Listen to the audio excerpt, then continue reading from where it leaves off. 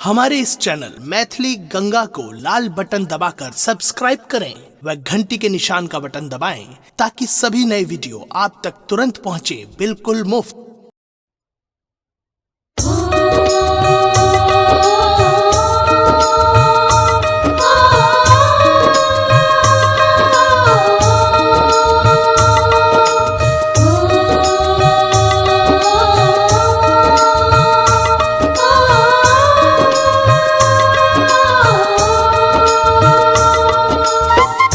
अपने सुन रहल छी गंगा कैसेट की प्रस्तुति।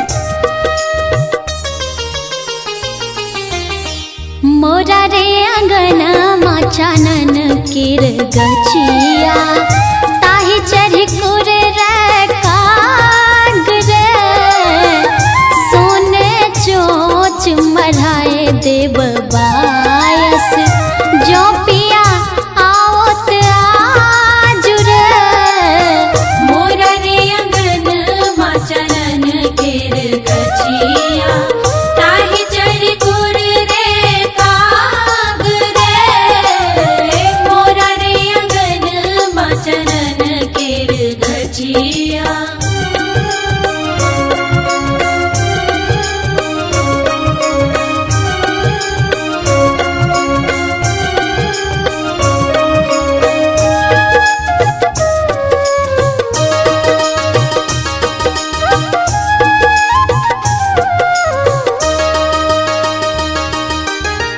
गावह सखी सब झूमर लारे गावह सखी सब झूमर लारे मैंने आराधल जाओ रे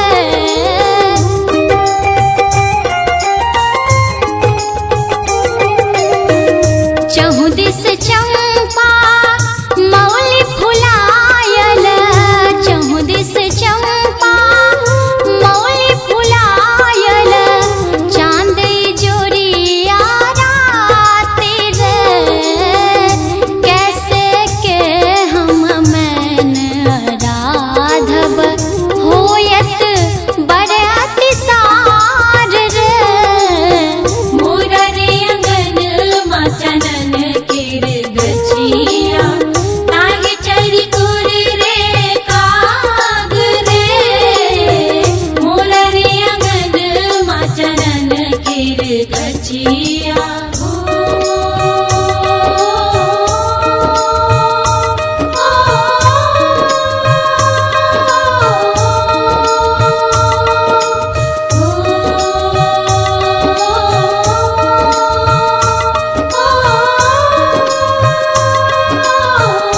अपने सुन रहल छी गंगा कैसेट की प्रस्तुति।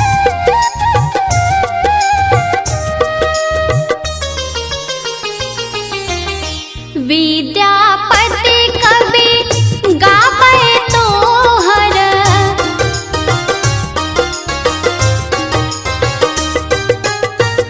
विद्या